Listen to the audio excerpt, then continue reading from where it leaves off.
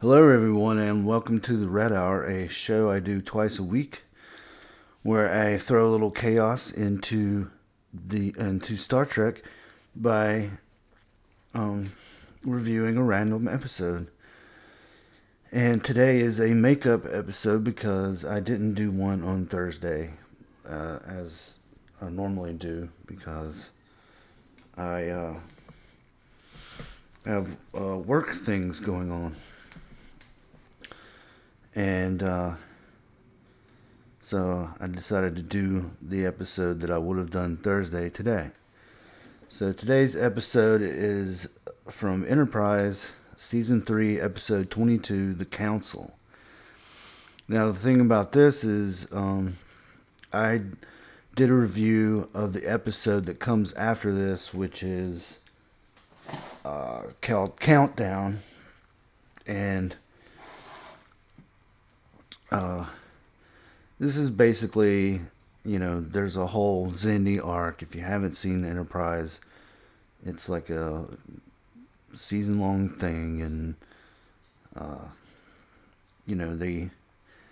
the first couple of seasons, they did the standard Star Trek per week adventure of the week episode, and then they got into the arcs and kind of basically, I feel like they tried to copy the success of the Dominion War with this. I think my cat is doing something. Anyway, and you can tell a lot from time to time that you get a little bit of some Dominion War vibes, especially with these people they call the Guardians, and they are like the guardians of the Xindi, and they look and act kind of like the Changelings, the founders. But anyway, it's kind of weird doing these reviews of these episodes because they're not standalone. They're part of the arc and they're part of an overarching story. So anybody that were to see this video in the future, if they hadn't seen the previous episodes, you'd kind of be lost. But hopefully people that see this aren't lost and know exactly what's going on and know all about the Xindi arc and all that. So basically, there's a recap, previously on, where it just talks about how Archer is trying to convince the Xindi that the Spirit Builders don't have their, they're not looking out for them like they claim to be. And they're basically, the Spirit Builders found out that, I guess, the Federation or the humans or whatever, they call them the humans. So it's not the Federation, it's Earth in particular or humans in particular. um they were destroying the spears destroy the Delphic Expanse, which is the area of space that Enterprise is in and that the Xindi live in. And the spears are destroying that, so because the spear builders are interdimensional beings, and I guess they need to encroach on our space, like, you know, uh, our galaxy, the Milky Way. I guess for some reason I don't really remember, and they use the spears to make it form into their dimension, and they're basically using the Xindi as um, their, you know, they're using the Xindi.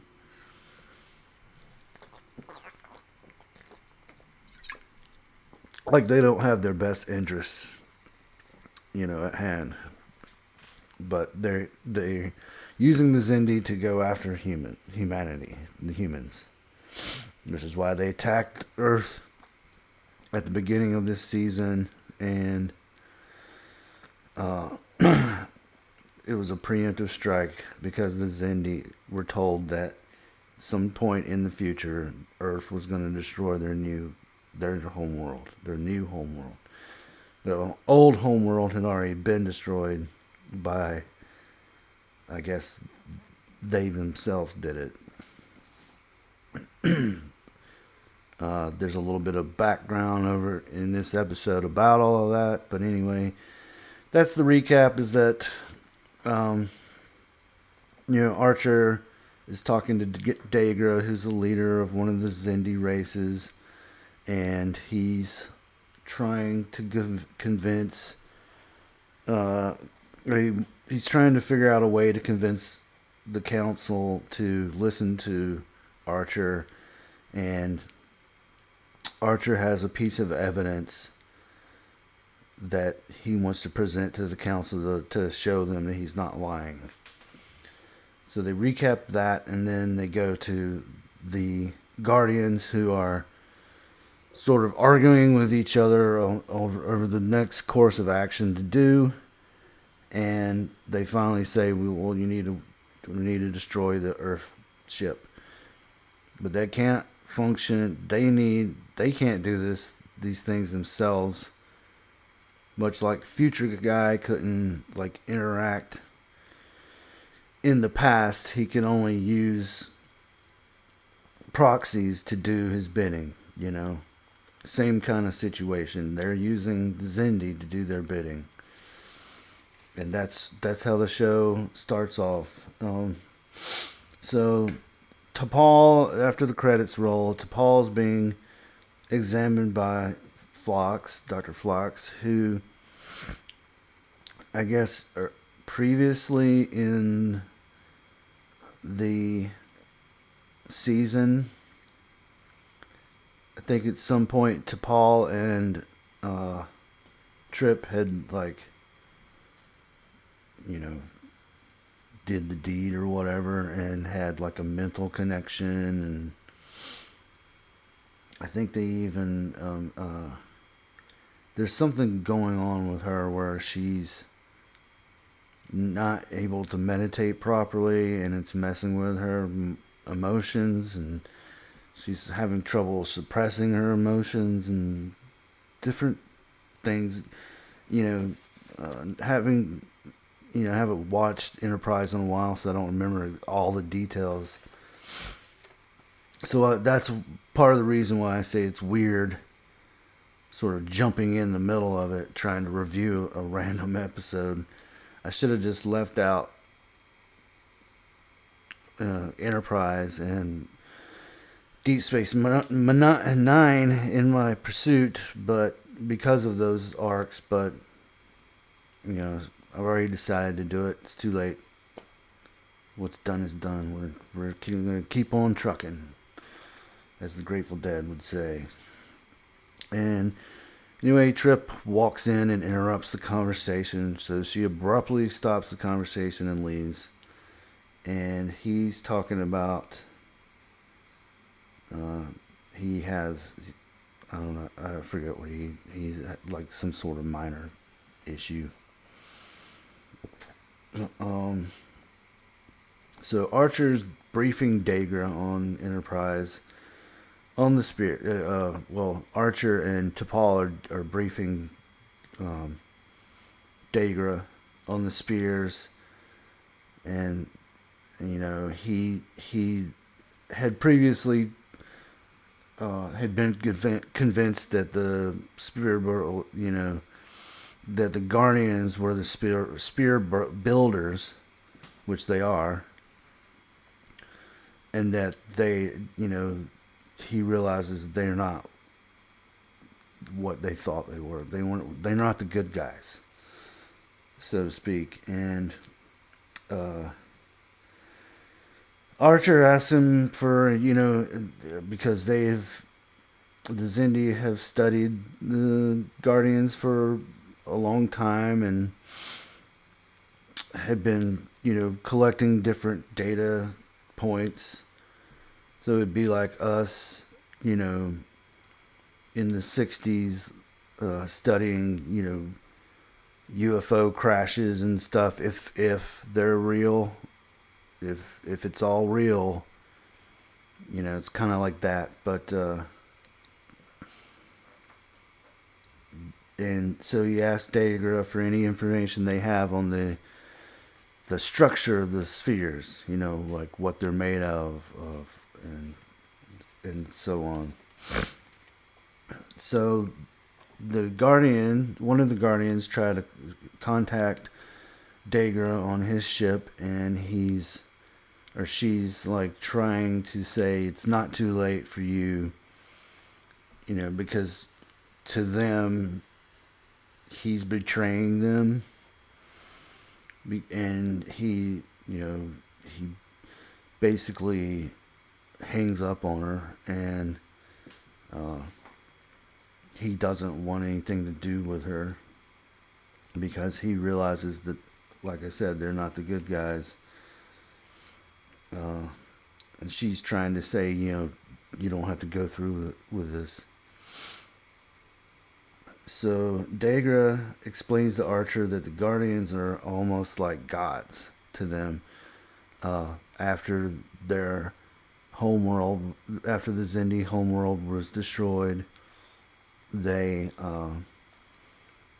guided them and showed them a new place to live and new resources and different stuff like that. And so that, it's an uphill battle with, that he's like, this is what you're up against. And Archer says that he's been up, he went to the Klingon High Council, but, and that's why I say they're kind of like the founders in that sense that, the founders took the Vorta and, raised them or whatever. And of course,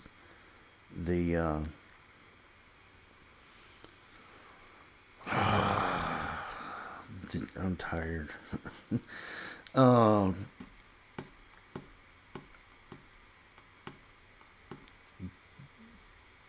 Not the Klingons, the race of people that are addicted to white.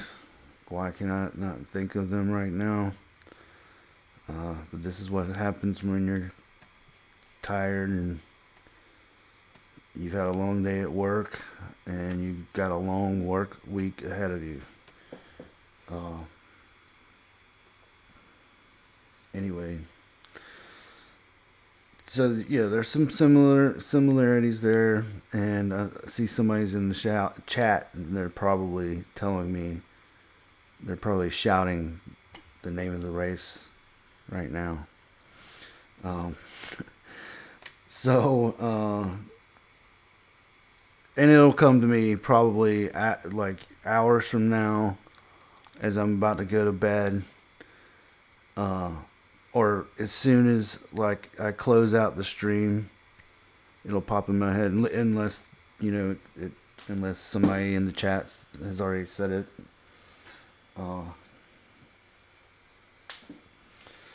So anyway, and then Dega's briefing Archer on the Zindi and the council members, and he goes through like the insectoids and how the insectoids are like quick to act on something, and then the aquatics are slow to act, and you have to talk to them a certain way. The ape-like people are more scientific minded and will listen, patiently, and then the reptilians, they're like the big bad, they're kind of like Romulans, I guess.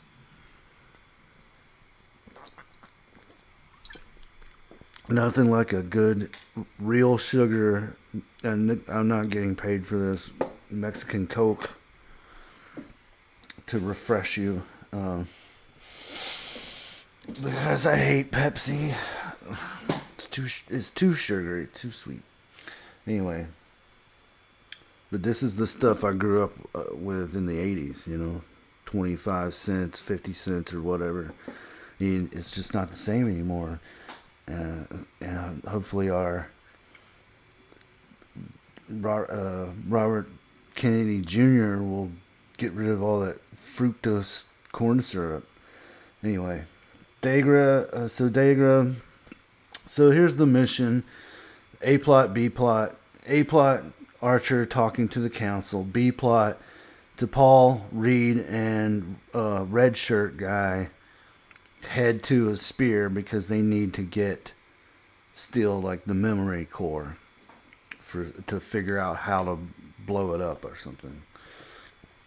And that was sort of mentioned in the episode that I reviewed on this channel, where they were coming back from that mission.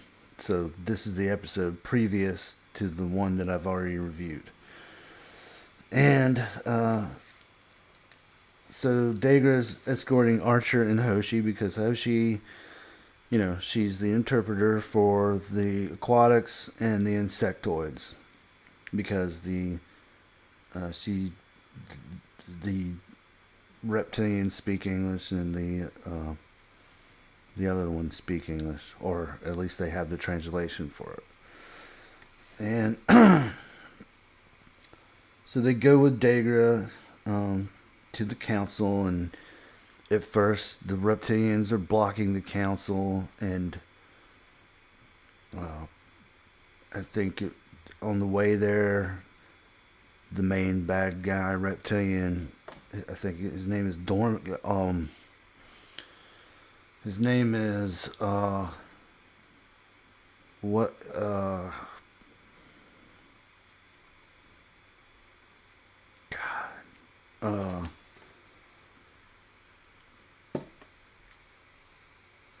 Riker is a commander.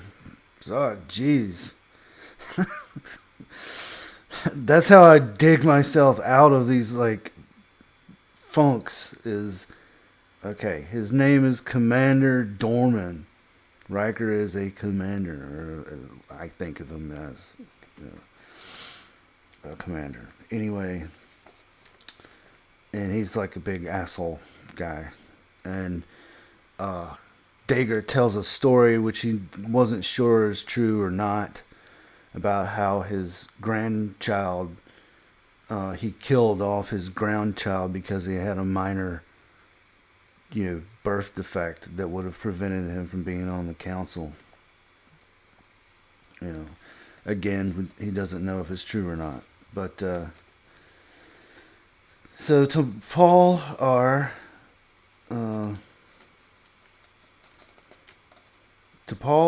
and Reed are in the shuttle with the red shirt guy. They arrive at the spear. They're not a Death Star. It's not a Death Star, people, even though it's a round spear. Even though it's a spear that shoots a laser that can destroy a planet, but it's not a Death Star. And they get there, and T'Pol says that there's an exhaust port ahead, but they don't see it. And she's sure of it. She's, I guess, looking through doing calculations or something on the shuttle, or it's not one of those things that Spock looks into, but it's something else. And as they get closer and closer, it looks like they're going to crash into it. And Reed is like, he's like, come on, like pull up. And then they go through it, and and Gayweather's there too. He's piloting the shuttle. I forgot about that. Uh, and one of them says, "Oh, it's so we get a some kind of it's some kind of hologram." And so they go through it and they enter the sphere. Meanwhile, at the council, like I said, the aquatics are slow to act. The guardians are talking to the reptiles, the reptilians, and basically telling them that they need to take over the weapon, the non-Death Star, and to protect it. And the commander asshole says that it's that's going to be hard to do because it's protected, and it takes 3 out of the 4 to launch the weapon and different and things like that. And so she promises that once this is over, she will guarantee that the reptilians will be the dominant species amongst the Xindi, which she had promised Dagra just a little bit earlier if he came back to their side. And so she's playing all of them, obviously. So on Enterprise, Dagra, Trip has to do something with like the transporter, because they want to transport over this holographic image that the Xindi create using their medical technology, but it's information. There was a spirit builder in a previous episode who ended up on Enterprise and was like disintegrating because he was like out of phase with his time or dimension or whatever. And that's Archer's evidence. But they're creating like a holographic image of this person that they can bring to the council, but they have to use do some techno-babble with the transporters to do so. So in the corridor, Dagra and Trip are like, Trip is arguing with him, and he's not happy to have to do this. And Dagra says that Archer thinks he's the best man for the job, and Dagra's like, I agree. And he's like, look, don't be kissing my ass, and Dagra's like, look, I can't take back what happened to your sister because his sister was in the Florida attack, because this is like their version of 9/11. And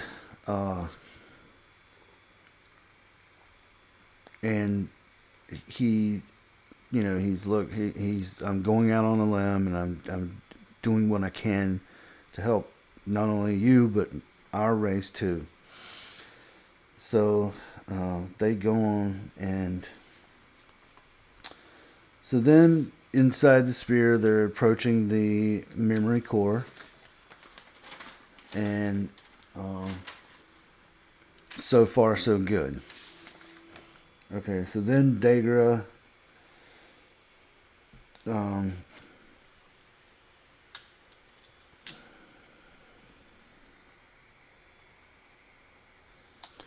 I wrote on my notes, talks to Archer. So for some reason I wrote Archer twice. Dagra is talking to Archer and says, and then, that's why I wrote it twice. Okay, because I don't know how to use a comma. That's why. I do know how to use a comma, but I didn't at the time that I wrote this. I guess my abilities to write a comma come and go. Archer says that in the future, the Xindi will be a part of the Federation because he was shown the Enterprise J by Daniels at some point earlier in the season, and this he was like, "This is what you're fighting. This is what you have to protect and fight for." So in the council chamber, they're bickering back and forth about because Commander Asshole is pissed off that Dagra brought the humans there to the council, and he's but then the scientists, ape people, I forget their names. They want to see more, and then Commander Asshole goes to punch Dagra, and then Archer goes to protect Dagra, and one of the insectoids knocks him down, and they're not having it, so they break away for a bit, and then they come back and agree to see what Archer has to say. So he at first starts talking about how this guy, he says the people that you call the Guardians are spear builders. They're building the spears to expand their territory, and it's going to destroy our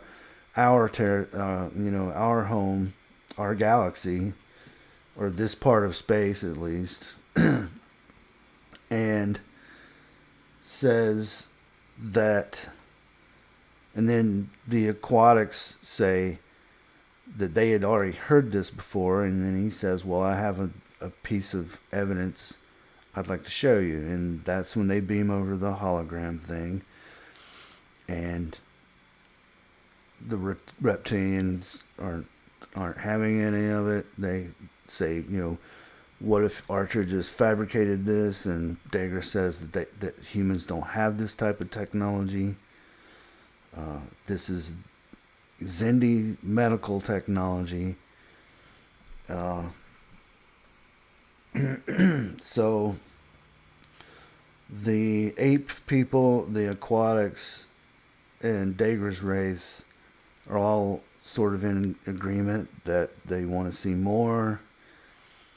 And then asshole guy agrees, surprisingly. And then back inside the spear, there's what looks like Spider-Man 2 Doc Ock tentacles, which we've come to think of. We've seen this quite a few times now in New Trek, in both Discovery and Strange New Worlds. So it's like somebody at some point said, hey, that's a cool little effect. Let's repeat that a gazillion times. And it grabs the red shirt guy and kills him. Just as they, and then Malcolm shoots it after he kills him, and then they get the thing that they need, the memory core. So then they postpone launching the weapon, and then Trip back on the Enterprise. They go back to the Enterprise. Trip agrees or asks Dagra for help with something. They're like doing repairs to the ship, and Dagra agrees, and he kind of apologizes for the way he acted earlier. Then back at the council, Dolan is his name. I wrote it down. Dolan visits Dagra, and he's talking to him and about how he always hated this place, and he hates the stench of failure from the arboreals, which was the flying, the ones that can fly, that died out. They're the fifth species that died out. They created the council, and they picked this location and all this stuff. And then Dagra says he's surprised that he would agree to postpone launching the weapon, and then the asshole guy says that he found out that Dagra had fired upon a Xindi reptilian ship, and Dagra says, "I had no choice." And then he stabs Dagra and kills him.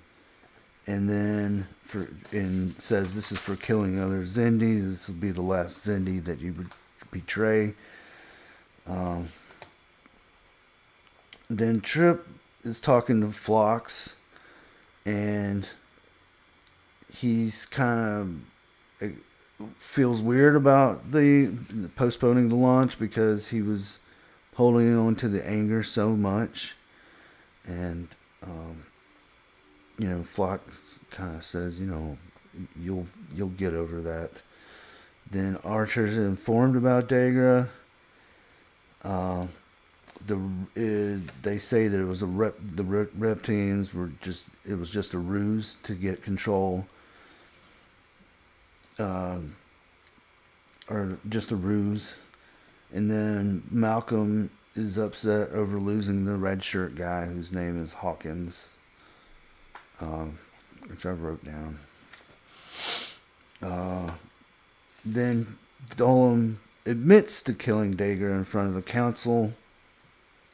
Said that he was that he betrayed them, and then he says, and then announces that he's taking control over the weapon, and the insectoids are siding with him.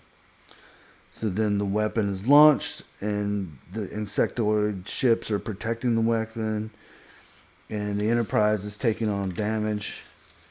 And at the last minute, they kidnap Hoshi,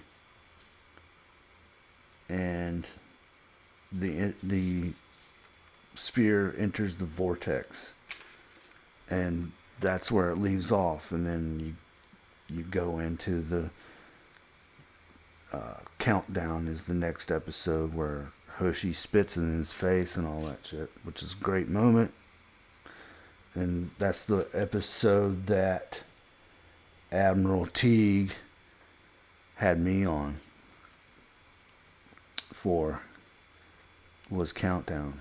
And then this past Saturday, he talked about what is the name of episode 4, season 1? 0 Point, where we have yet again space Nazis. Anyway,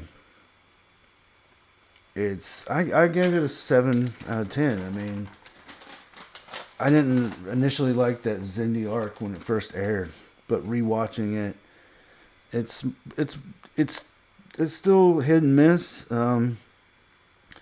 But towards the end here, you get these really nice.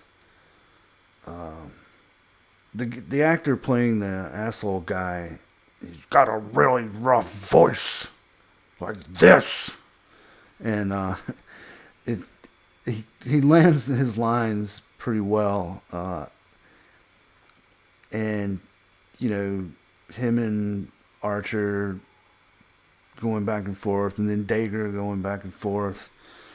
It's pretty funny, or pretty good, but it's also kind of funny. And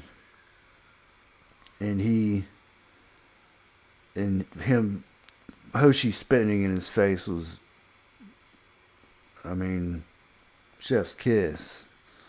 Obviously, she didn't really spit in his face, but It was good. That was a good moment. Uh, but yeah, a lot of it there is. If you go back and look at Dominion War and you compare it to this, there's a lot of differences, but a lot of similarities. Now, I left my phone on the other side of the room. I'll be right back.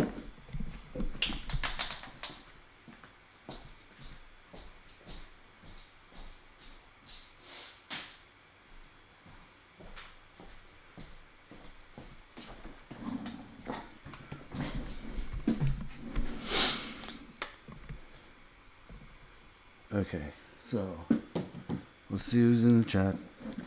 I was gonna try to make this a little shorter because I still need to do a review of the movie I'm gonna tell you about in just 1 second.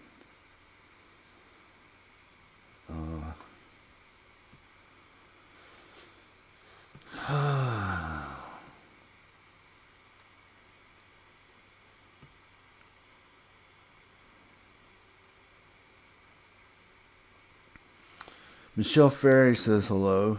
I think DePaul was acting on Vulcan-like because she was addicted to a substance they found that affects Vulcans. Correct. That's correct. Yes. Uh, yeah. That's what it was. I forgot. Uh, I believe it's mentioned in that other episode too. Gavin Blackburn says hello. Uh,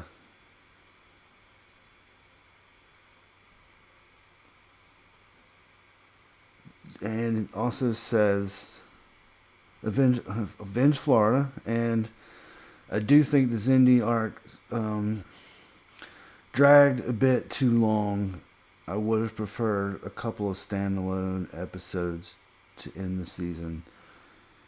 Yeah, I agree 100%.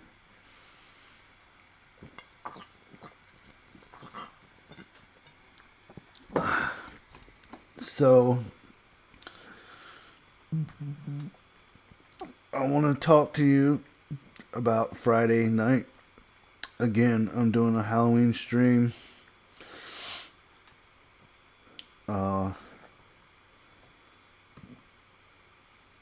DJ Playnice just showed up.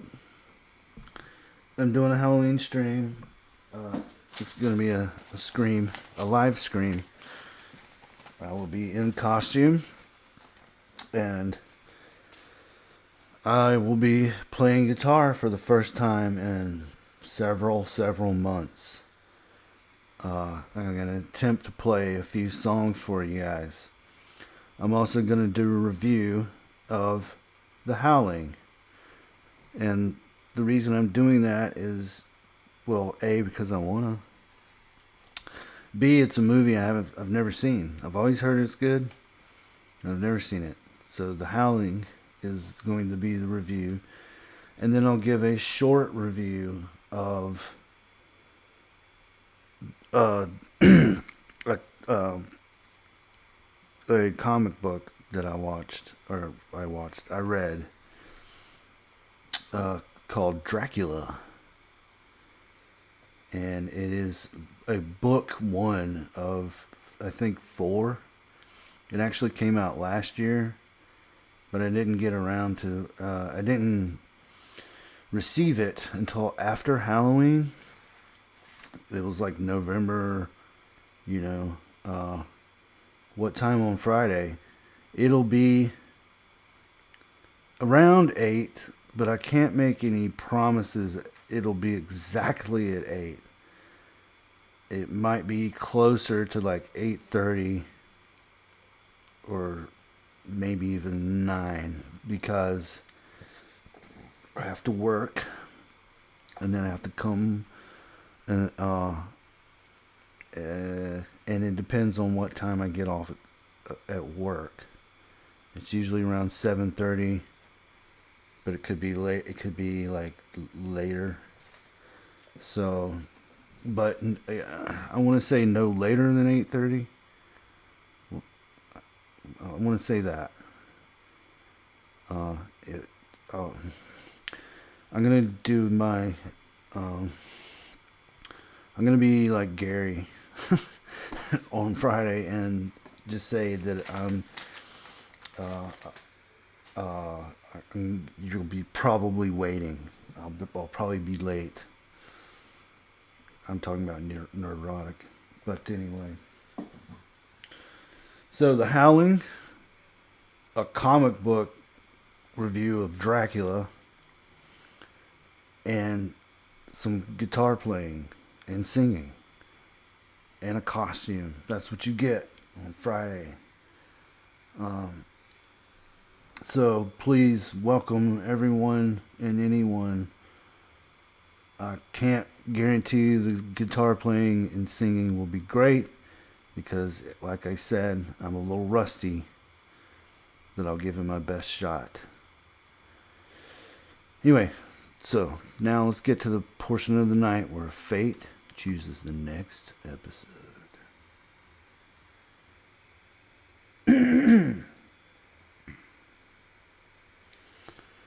As you can see, it is still on the council, so it didn't mess anything up this time.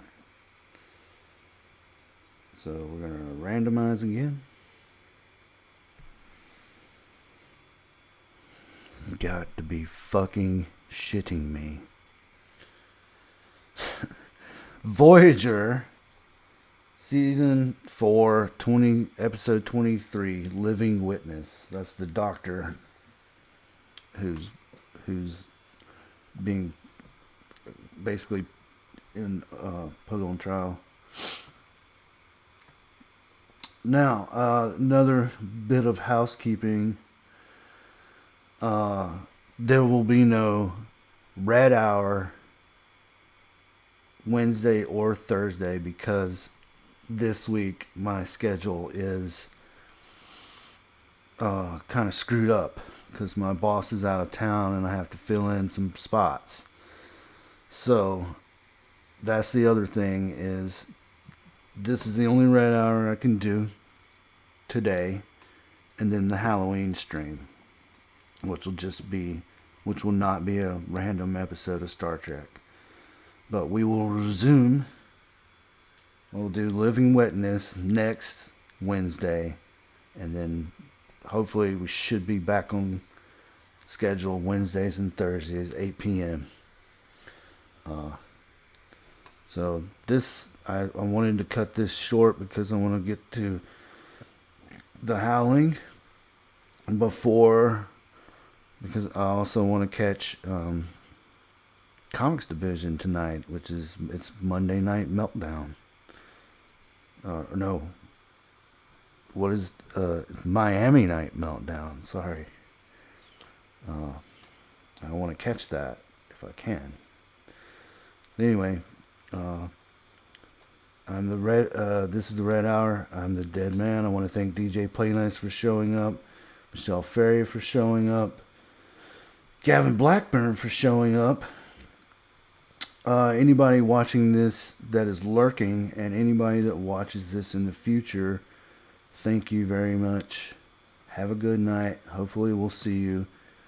I'll see you on Friday night where we can celebrate Halloween, at least for an hour or so. Good night.